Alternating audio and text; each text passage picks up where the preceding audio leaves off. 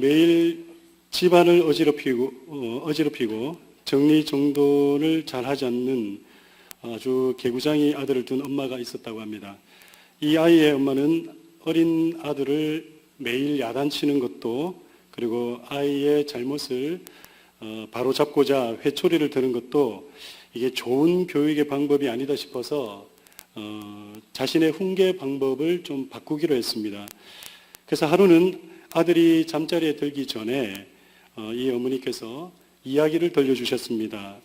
스스로 씻고 장난감도 스스로 가지런히 정돈하는 착한 아이에 대해서 이야기를 들려주었던 겁니다. 혹여나 이 아들이 이 이야기를 듣고 스스로 정리정돈하게 되지 않을까 하는 생각과 바람 때문에 이 이야기를 한 겁니다. 이 이야기를 듣던 아이가 엄마에게 말을 했습니다. 엄마, 그 애는 엄마도 없대? 생각해보면 되게 웃긴 얘기입니다.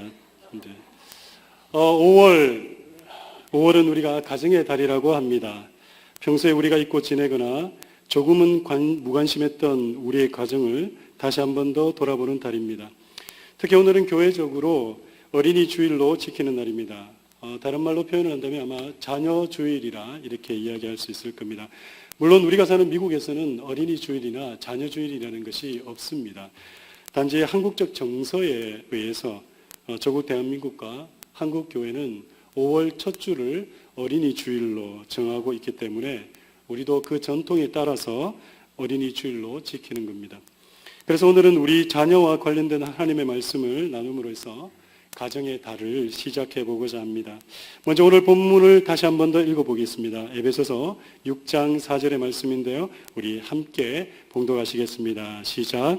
또 아비들아, 너희 자녀를 노엽게 하지 말고 오직 주의 교양과 훈계로 양육하라. 오늘 이 말씀은 예수 그리스도를 구세주로 고백한 기독교 가정의 자녀 양육에 대한 대원칙을 말하고 있습니다. 세상 사람들의 가정을 말하는 것이 아니라 바로 저와 여러분, 우리의 가정의 양육, 자녀 양육에 대한 말씀이라는 겁니다. 오늘을 사는 우리는 방금 전에 읽었던 이 말씀을 근본으로 해서 자녀를 양육해야 함을 성경은 우리에게 말씀하고 있습니다. 짧은 한 문장의 말씀이지만 이 말씀을 마음속 깊이 담을 필요가 있습니다. 오늘 말씀을 준비하면서 부모된 자로서 저 자신을 먼저 돌아보는 그런 소중한 시간이었던 것 같습니다. 무엇보다도 이 간단한 문장의 말씀이 저에게 많은 질문을 하게 했습니다. 그 이유는 이 간단한 한 문장의 말씀이 생각처럼 실천하기가 그리 쉽지 않았다라는 것을 깨달았기 때문입니다. 왜냐하면 자녀를 가르치기에 앞서 부모된 자가 먼저 모범이 되어야 함을 말씀하고 있기 때문에 그렇습니다. 많은 크리스찬 부모님들이 자신들은 모범된 행동을 하지 못하면서 자녀들에게만 잘하기를 요구하는 경우가 있습니다. 이런 말이 있습니다. 자녀는 부모의 얼굴이다. 지금의 자녀가 바로 나의 모습이다라는 겁니다. 사실 알고 보면 우리 역시도 우리의 부모님에게서 배운 것에서 그리 크게 벗어난 삶을 살지 못합니다. 어쩌면 지금 우리가 살고 있는 삶의 방식, 우리의 모든 언행 심사는 우리의 부모로부터 물려받은 건지 모릅니다. 아니 어쩌면 물려받았다고 이야기를 해도 그거는 과언이 아닐 겁니다. 왜냐하면 인간은 생태적으로 그리고 생물학적으로 태어나면서부터 모든 것을 부모들로부터 학습하고 삶의 모든 진리를 부모로부터 깨우치기 때문입니다. 그래서 자녀들은 자신들도 알게 모르게 부모의 모든 것을 배웁니다. 생물학적으로는 얼굴도 닮았고요. 손가락이나 발가락도 닮았습니다. 제가 어제 우리 애들 손을 펼쳐가 보니까 저랑 똑같아요. 그뿐입니까? 유전학적으로도 성품도 담고요, 재능도 담고요, 실수하는 것도 담고요, 약한 부분도 다 담습니다. 미국은 뭐 좀 다를 수 있습니다. 근데 한국에서는 이런 일이 비일비재하게 있습니다. 부모님의 직업이 의사이면 자녀들도 의사가 되는 경우가 많이 있습니다.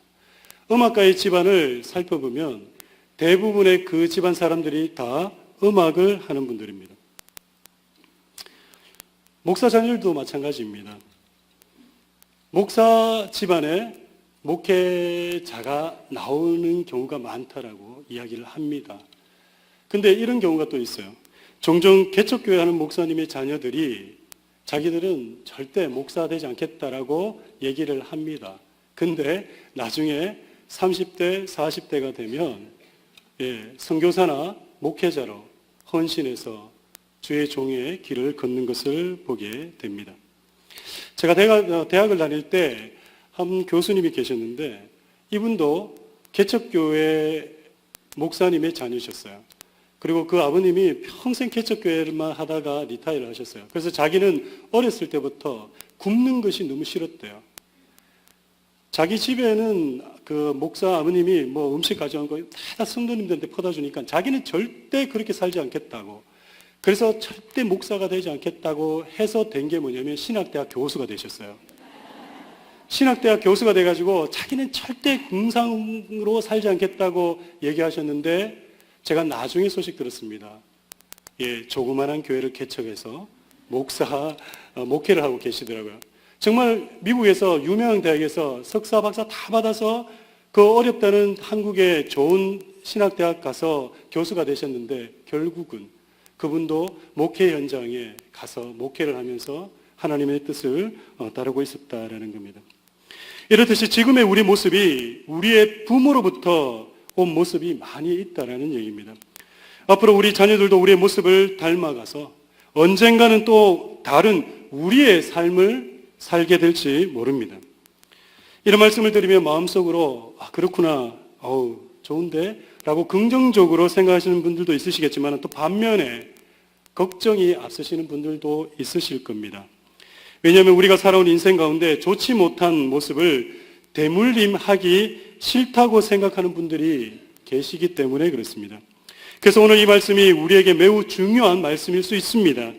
오늘 말씀을 통해 좋은 것은 자녀에게 물려주고 좋지 못한 것은 대물림하지 않기 위해서라도 자녀 교육에 대한 생각을 다시 하고 지금 나와 함께 있는 우리 자녀들을 축복할 수 있는 그런 귀한 시간 되시기를 축원합니다. 혹여나는 자녀들이 다 커버렸는데 이제 다 커버려서 다 떠나버렸는데 늦은 것은 아닌가라고 생각하시는 분들이 계시다면 아닙니다. 괜찮습니다. 아직 늦지 않았습니다. 하나님의 시간에는 늦었다라는 거 없습니다. 지금이라도 시작한다면 그 자녀가 다 컸든 결혼해서 가정을 가지고 또 다른 자녀가 있든 상관없습니다. 우리 주님께서 다시 시작할 수 있는 기회를 주실 줄 믿습니다. 오늘 말씀에서 매우 중요한 것을 하나 발견합니다. 다시 한번 오늘 본문 말씀 에베소서 6장 4절 말씀을 함께 읽어보도록 하겠습니다. 시작. 또 아비들아 너희 자녀를 노엽게 하지 말고 오직 주의 교양과 훈계로 양육하라. 저는 이 말씀을 묵상하면서 제 나름대로 반성을 해보았습니다. 그동안 바쁘다는 핑계로 제 자녀들에 대해 신경을 쓰지 못한 부분들이 많이 있지 않았냐라는 생각이 들었습니다. 오늘 본문 말씀 첫 마디가 무슨 말씀입니까? 아비들아라는 겁니다. 무슨 말씀이죠? 지금 사도 바울은 자녀 양육의 명령을 누구에게 하고 있는 것입니까? 아비들에게 하고 있습니다. 물론 이 말씀은 당시 문화적인 말씀일 겁니다. 로마 제국이 가지고 있던 가부장적인 내용에 의해서 아비들아라고 얘기했을 겁니다. 그래서 오늘날로 이 말씀을 바꾼다면 굳이 남편과 아내라는 그런 표현으로 바꿀 필요는 없을 겁니다. 그래서 부모들아라고 이야기를 해도 무관하실 겁니다. 하지만 오늘은 가장되는 남편, 가장되는 아버지들에게 일단은 먼저 이 말씀을 함께 나누기를 원합니다. 우리가 생각할 때 가정교육, 자녀교육이라고 한다면 아버지가 아닌 가정의 어머니에게 있다라고 생각하기 쉽습니다. 그래서 아버지들은 어떤 면에서는 자녀 교육의 문제에서 책임이 어머니보다도 덜하다라고 생각합니다. 왜 그렇습니까? 아빠는 늘 바쁘기 때문에 익스큐즈가, 용서가, 이해가 되어진다라고 생각합니다. 한국에서는 아마 이런 부분들이 비일비재하게 일어날 텐데요. 저는 미국 와서 미국은 설마 그럴까라는 생각을 해봤습니다. 그런데 미국도 이 아버지의 부재 문제, 아버지의 문제가 작지 않다라는 거 알게 됐습니다. 제가 플로리다에서 목회를 할 때에 그때 저희 큰애가 이제 킨더가든을 들어가고 그 들어가서부터 그 학교에서 뭘 했냐면 매달 첫째 주 금요일은 아버지들과 함께 자녀와 아침 식사하는 시간을 가졌습니다. 7시 반부터 해서 8시까지 한 30분간.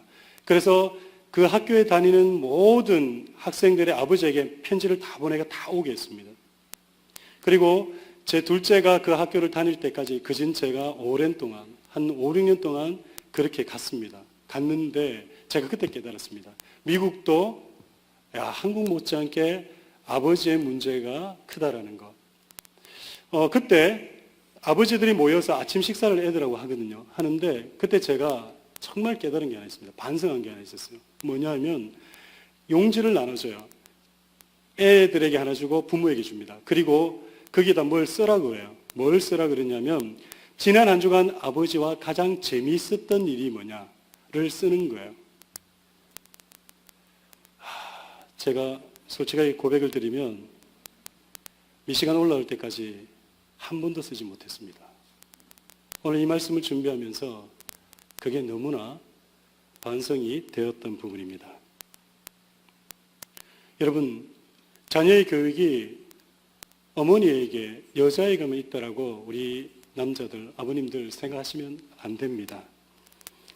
오늘 본문에서 사도 바울은 그러한 우리의 생각을 먼저 깨뜨립니다. 자녀 교육의 중심에 어머니보다 아버지의 역할이 더 크다라는 것을 말씀하고 있다는 거죠. 자녀 교육의 주체는 바로 아버지에게 있음을 말하고 있습니다.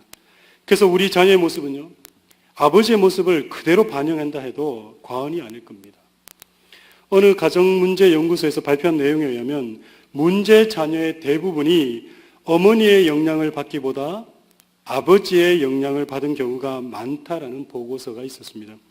처음에 이 내용을 제가 읽었을 때 설마 이런 일이 아니겠지라고 생각했는데 그리고 나서 저 자신을 한번 살펴봤습니다. 생각해봤습니다. 제가 가진 습관이나 성품을 봐도 그런 것 같습니다. 아버지를 많이 닮았습니다. 그래서 저희 어머니는 이렇게 이야기하십니다. 네 아버지 빼다 쏙 닮았다고. 제가 한국 갈 일이 있어서 가면 이제 누님 가정하고 이제 식사를 하게 되는데요. 그 식사를 할 때 식사를 끝나고 나면 항상 이상한 게 하나 있어요. 뭐가 있냐면 저희 누님이 항상 밥을 드시고 나서 항상 한 숟갈을 남겨놓으세요. 그래서 이걸 왜 남겨놓냐라고 그러면서 제가 이제 뭐라 그랬거든요. 왜 이거 끝까지 안 먹고 남겨놓냐고. 그런데 우리 누님이 저한테 뭐라면 네 봐라. 근데 저도 보니까 제가 한 숟갈을 남겨놨어요. 그래서 제가 깜짝 놀랐어요. 이걸 왜 이러지?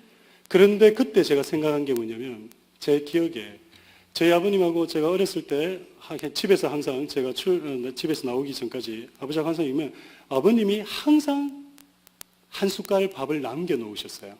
왜 남겨놓냐면 이북에서 아버님이 내려오셨기 때문에 아버님이 내려오실 때 제 고모가 되시는 분이죠.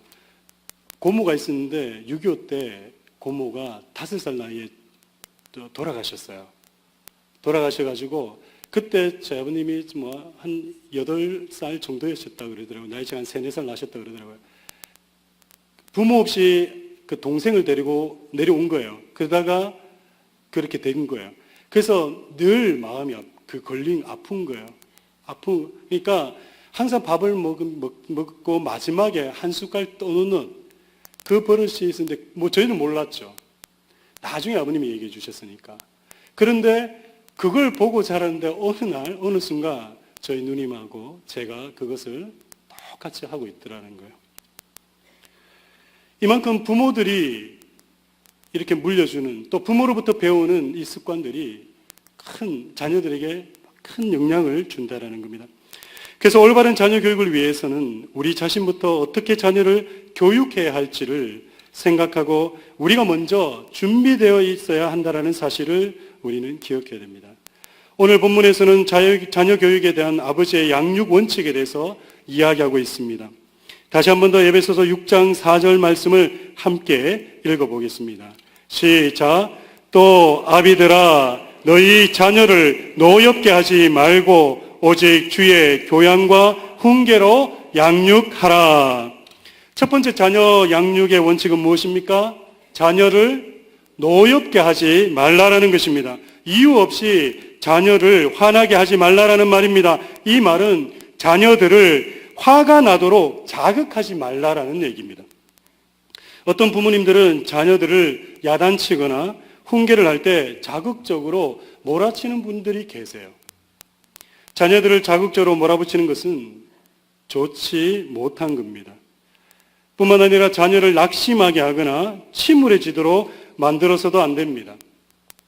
자녀를 꾸짖고 훈계할 경우 흔히 아이들에게 상처 주는 훈계의 말이 있습니다. 너는 언제나 그 모양이야. 그것도 못하니. 이런 표현들 우리 자녀들에게 큰 상처일 수 있습니다. 한국에는 이런 일들이 많이 있어요. 근데 제가 미국 와서 오래 산 건 아니지만 10여 년 이상 살아보니까 미국에 있는 가정에서는 이런 일이 그렇게 많지 않은 것 같아요. 그래서 역시 미국이라서 다르구나 이런 생각을 했거든요. 그런데 자세히 살펴보니까 부모들이 이런 말을 못하는 이유가 있더라고요. 네, 언어가 달라요. 얘들이 뉴스가 되니까 한국말로 뭔 얘기를 해도 애들이 못 알아먹고 쟤들이 영어로 뭐라고 얘기해도 우리가 어떻게 대꾸를 못하니까 야단치고 싶어도 그냥 대충 오케이 하고 넘어가더라고요. 그게 좋은지 안 좋은지는 저도 잘 모르겠습니다. 근데 만약에 우리가 그런 문화 속에 있었다면 우리 역시도 그렇게 실수할 수 있지 않을까라는 생각이 듭니다. 그렇기 때문에 애들에게, 우리 자녀들에게 하는 언행심사 정말 중요하다는 얘기입니다. 애들에게 상처 줄 수 있는 말, 그런 거 우리 조심해야 됩니다. 어떤 통계에서 부모와의 갈등을 경험할 경우에 그들의 반응에 대해서 조사를 했는데요. 31%가 화가 난다고, 부모님하고 갈등을 일으킬 때 매우 화가 난다라고 대답을 했다고 합니다. 그리고 부모님하고 냉전 상태로 버티거나 하루 종일 말을 안 하는 거죠. 말을 안 하거나 그 부분에 대해서만 집중적으로 생각만 혼자서 고립적으로 하고 있다라고 얘기한 경우가 22%. 그리고 부모가 자녀의 이해 없이 꾸중할 경우에 지겹고 화가 나고 억울하다라고 생각이 든다라고 대답한 경우가 42%나 됐다라고 합니다. 여러분, 이게 무엇을 이야기하는 걸까요? 이 시간에 우리 동영상을 하나 보겠는데요. 우리 한국에 고등학교 2학년들이 60만 명이 있답니다. 60만 명. 고2 학생들만 60만 명이래요. 근데 그 60만 명 중에 상위 1%, 1%도 아니고 0.1%가 한 800명입니다. 이 800명을 대상으로 상위 0.1% 되는 이 800명은 도대체 어떤 아이인가를 한번 조사를 해봤습니다. 조사한 내용인데요. 이 내용을 봐도 우리가 어떻게 자녀를 지도해야 되는지에 대해서 많은 교훈이 되리라 생각합니다. 이 시간 우리 한번 동영상 보고 다음을 계속 진행하도록 하겠습니다. 0.1%의 비밀을 밝히는 과정에서 흥미로운 사실이 발견됐습니다. 얘기를 하면 어제같이도 밤새서 컴퓨터 하지 않고. 어제는 정말 끌려서. 그런 충동을 조절할 수 있게 네가 스스로 어떤 계획표 같은 걸 세워놓으면 좀 조절이 되지 않을까? 계획표 지킬까요? 제가? 그러게 너는 나름대로 지렸다고 했는데 엄마가 볼 때는 잘못된 행동만 언급할 뿐 감정적으로 말하지 않습니다. 것 같아. 결과물들이 내 자식들인가? 엄마 얘기하다 보니까 또 부럽네. 그런 무아의 경지에 완전 엔돌핀이 막 팍팍 생기는 그런 일을 한다는 게 되게 좋은 것 같아. 하는데 조절하는 것까지 봐주는 걸로 조건이 엄마는 운동하는 거랑 그 건강 챙기는 거야. 됐지? 그 정도면 되죠. 그 다른 아이와 어머니의 대화도 한번 들어볼까요? 그거 하고 있으면 엄마 그거 모습 보면 좋냐? 나 집에 오면은 솔직히 짜증나. 너 막 그런 거 하면은. 게임도 뭐 머리에 드는 게 있어야지. 맨날 뭐, 응? 그 오락만 하는 게임만 해가지고 못하냐? 응? 머리는 확 비어있는데 맨날 그 오락만 하고 있어? 응, 네 동생들이 보고 뭘 배우냐고. 컴퓨터 하는 거 배우겠어. 어머니의 비난이 계속되자 결국 아이가 폭발하고 맙니다. 이런 얘기가 나오니까 그 얘기까지 나오는 거지. 알았어. 진짜. 쳐봐봐. 뭐 말하면 너 손. 짜증나요. 0.1% 아이들과 부모의 대화 시간은 많은 편은 아닙니다. 흥미로운 것은 대화의 느낌을 묻는 질문입니다. 편하다, 즐겁다, 유익하다 등 긍정적인 정서가 3배 정도 높았습니다. 대화 실험이 끝난 후 아이들 표정 한번 볼까요? 수면을 많이 취해야지. 바쁠 때 뛰어가다 모두 보면 좋질 너는 않습니다. 아니지만 어딘가에서 뭐 바쁜 차들이 또 0.1%의 아이들은 어떨까요? 자주 하지 말고. 나도 그러니까 나 집에 가서 못할 것 같아. 차이가 느껴지시나요?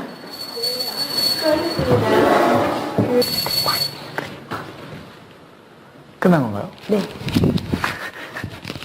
네, 일단 뭐 좋죠. 좋은 게 전 요만큼 좋고 어머니 이만큼 좋은 게 문제지만 일단 좋긴 좋죠. 엄마가 계속 저한테 그것만 부탁한다고 하는 거 보니까 아 내가 평소 때 정말 많이 잘못을 했구나. 그냥 잔소리 좀 그만. 이제 아직 잘 모르겠어요. 어떤 걸 잘 모르겠어요. 왜 이리 강조를 하는지 몰라. 실험에 참가한 두 가정의 대화를 분석한 것입니다. 일반 학부모의 경우 비난 40%, 분노 34% 등 부정적인 대화의 비중이 매우 높습니다.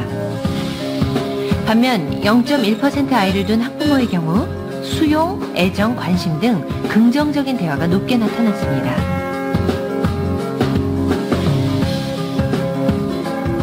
좋은 관계를 유지하려면 긍정과 부정의 비율이 5대1 이상이어야 합니다. 자녀 관계로 대응해서 본다면 이런 방정식이 5대1 정도가 아니라 훨씬 더 긍정적인 대화의 비율이 높게 나타나야 아이들이 상대적으로 느끼는, 대화를 통해서 느끼는 행복감이 유지될 수 있다라고 보겠습니다. 아이들 같은 경우에는 성장 과정 가운데 있기 때문에 긍정적인 칭찬이라든가 격려의 말을 들어야 아이가 자기 스스로 이렇게 자존감이라든가 자기 확신이 더 들 수 있기 Get up 때문입니다. now, get up now, get up out of bed, wash your face, brush teeth, comb, sleepy head. Here's your clothes and your shoes, here's the workplace and get up now. Get up and make your bed. Are you hot, are you cold, are you wearing that? Where's your books and your lunch and your homework? Get your coat and your gloves and your scarf and hat. Don't forget, you gotta feed the cat each breakfast. The experts tell us it's the most important meal of all. Take vitamins so you will grow up one day to be big and tall. Please remember the orthodontist will be seeing you at 3 to big. Don't forget your piano lesson in the back. You know so you so far away, so you so again, so far, so never end. You don't need the reason why. Because I said so, I said so, I said so, I said so. And the mom. So let's into this. You know, it is what it is. This is dad sense. Here we go.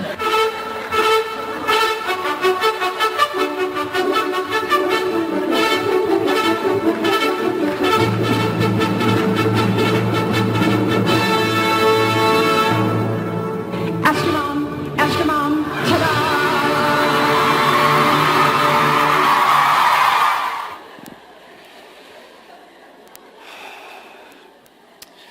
이게 참 웃어야 될 일일지 우리의 현실일지 잘 모르겠습니다.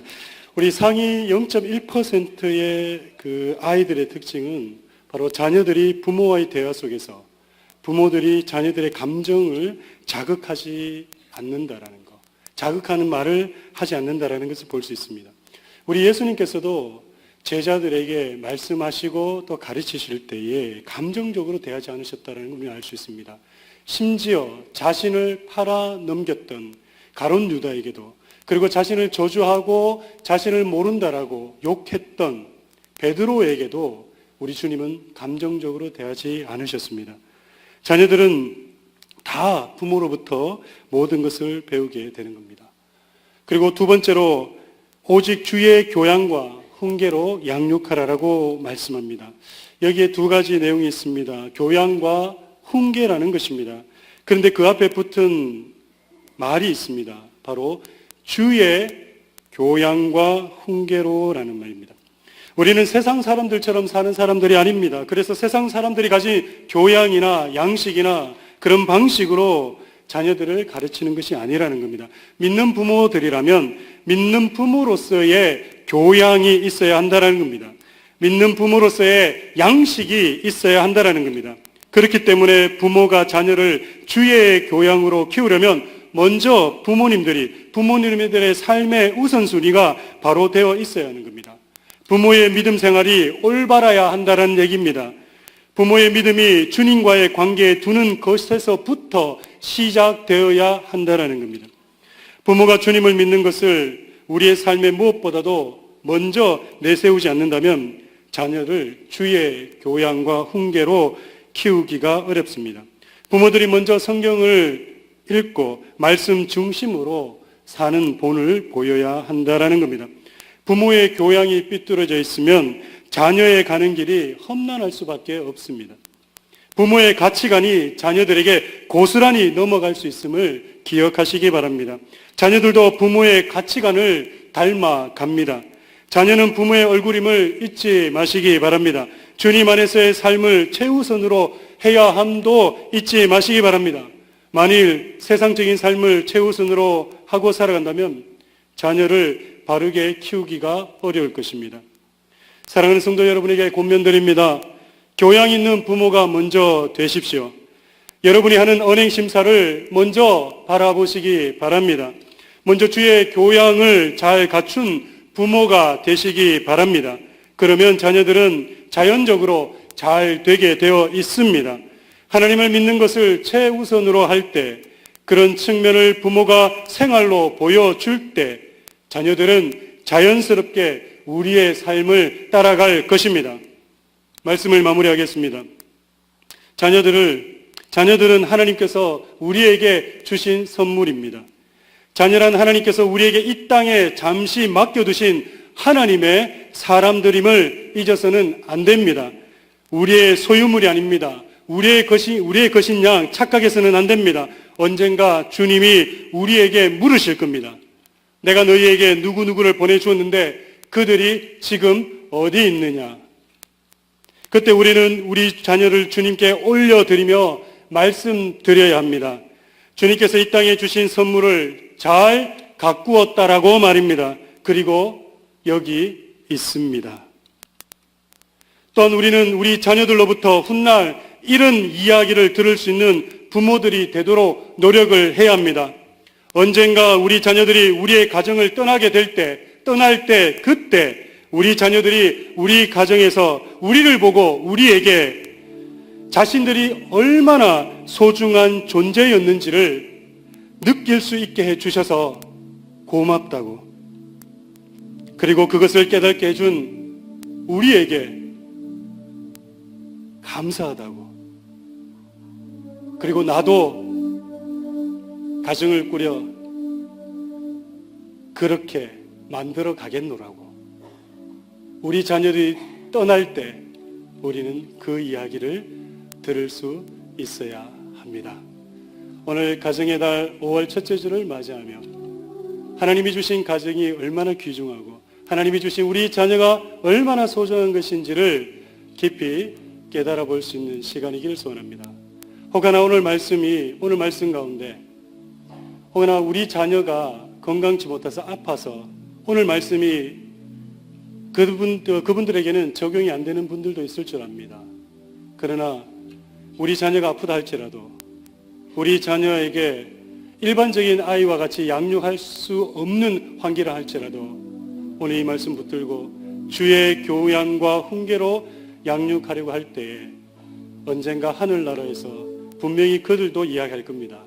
이 땅에 살면서 내가 소중한 존재였다라는 것을 깨닫게 해주셔서 감사합니다. 이 시간 우리 함께 성찬을 나누겠습니다. 성찬 나누실 때 주께서 흘리신 귀한 보혈과 몸을 생각하시는 그런 시간이길 원합니다. 이제는 잠시 함께 조용한 소리로 고백의 기도로 성찬을 준비하겠습니다. 기도하시겠습니다.